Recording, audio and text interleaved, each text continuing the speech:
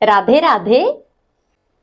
यह जो इंदिरा एकादशी का व्रत है, इस एकादशी के व्रत से जो भी नरक में कोई पितर आपका या हमारा कोई भी पितर अगर चला गया है तो उसका परम उद्धार हो जाता है, उनकी परम मुक्ति हो जाती है। हमें क्या करना है? सर्वप्रथम तो आपको जिसको भी अपने पितरों का आशीर्वाद प्राप्त करना है, इस व्रत को धारण अवश्य करें। और सबसे पहले आपको यह ध्यान रखना है, जो भी आपको ब्राह्मण भोजन या पितर जी का श्राद्ध या जो भी कुछ करना है, उसका टाइम जो है वो है 12 से 12:30 के बीच में, क्योंकि यह सबसे उत्तम समय माना गया है पितरों के निमित्त, क्योंकि यह उनका ही समय है, दोपहर के 12 और 12:30 के बीच में। सर्वप्रथम आप इंदिरा एकादशी व्रत को धारण करें और श्री कृष्ण जी और श्री हरि विष्णु के सामने यह प्रतिज्ञा करें कि आज मैं अपने पितरों की आत्मा की शांति हेतु और उनकी मुक्ति के हेतु व्रत को धारण कर रही हूं या कर रहा हूं।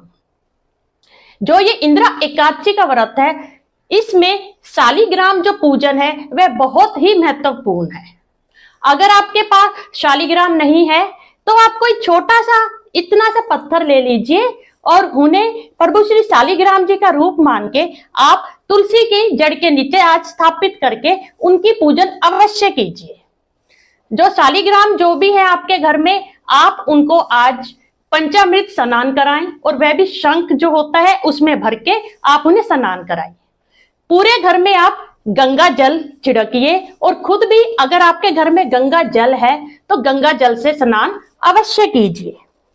यह जो स्नान है, इसका जल जो है वह भी पितरों को परम मुक्ति प्रदान करता है।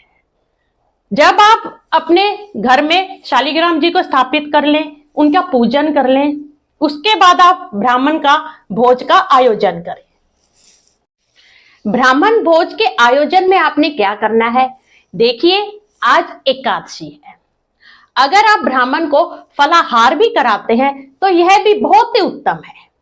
और अगर वह भोजन करना चाहते हैं तो आप आज भोजन में खीर या चावल का उपयोग ना करें। आप स्वादिष्ट पकवान बनाइए, मीठे पकवान बनाइए और ब्राह्मण कम से कम एक ब्राह्मण को शालिग्राम जी जहां पे स्थापित किए हैं वहीं पे पास में बिठा के आप उनका पूजन कीजिए।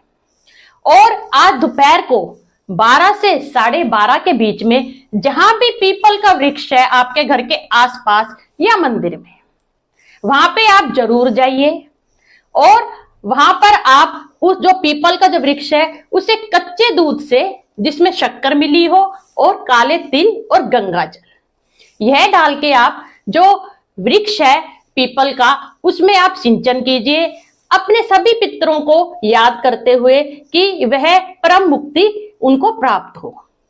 उसके बाद आपको वहीं पर बैठ के, या तो आप ये शाम को भी कर सकते हैं या आप दोपहर को भी कर सकते हैं, आपको शुद्ध देसी घी का दिया जला के पितृ सूक्त एक पाठ है वह आपको करना है।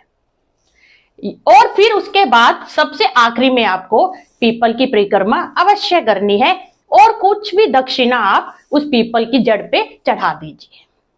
यह अचूक उपाय है संतान बाधा को दूर करने का। पितरों के आशीर्वाद से अगले साल तक आपकी जो संतान बाधा है वह पूरी तरह से दूर हो जाएगी। उसके बाद जब आपको शाम के समय क्या करना है, तुलसी माता के पास ही जो शालिग्राम जी हैं, आप वहीं पे देसी घी का दिया जलाइए और उसमें इतना घी डालिए कि कम से कम 2 या 3 घंटे आप वहीं पे बैठ के आप जागरण कर पाए। आप विष्णु सहस्त्र नाम जो है पाठ, उसका पाठ कीजिए या आप सुन भी सकते हैं, मंदिर में चला भी सकते हैं। इसके अलावा गीता का पाठ, यह इतना बहुत ही इफेक्टिव है। यह जो गीता पाठ है यह पितरों को शांति प्रदान करने के लिए। गीता पाठ का अगर आपके पास समय नहीं है तो गीता पाठ जो है उसका जो 7वां अध्याय है वह बहुत महत्वपूर्ण है, आप सिर्फ उसी का ही पाठ कर लीजिए। आप ये करिए और शाम के समय आप पताशे का प्रसाद अवश्य लगाइए पितरों का नाम लेके, और वह जो प्रसाद है पताशे का वह भक्तों में बांट दीजिए। इससे भी जो पितृजी हैं वह अत्यंत प्रसन्न होते हैं। इस दिन गाय को भोजन कराना बिल्कुल भी ना भूलें। उसे मीठा खिलाएं गाय माता को। उन्हें कुछ भी आप पालक खिलाएं, कुछ भी आप उनको हरा चारा खिला सकते हैं, जो स्वान भोजन है, जो कुत्ते का जो ग्रास है और जो कौवे का ग्रास है, यह सब आप अवश्य कीजिए। क्योंकि आप आज के दिन जो भी आप दान या पुण्य करते हैं वह सब आपके पितरों के पास जाता है। इसलिए आज का दिन बहुत ही महत्वपूर्ण है, इसे व्यर्थ ना गवाइए। जितना हो सके आज के दिन दान पुण्य कीजिए और बहुत ही श्री हरि विष्णु जी और माता लक्ष्मी जी का पाठ और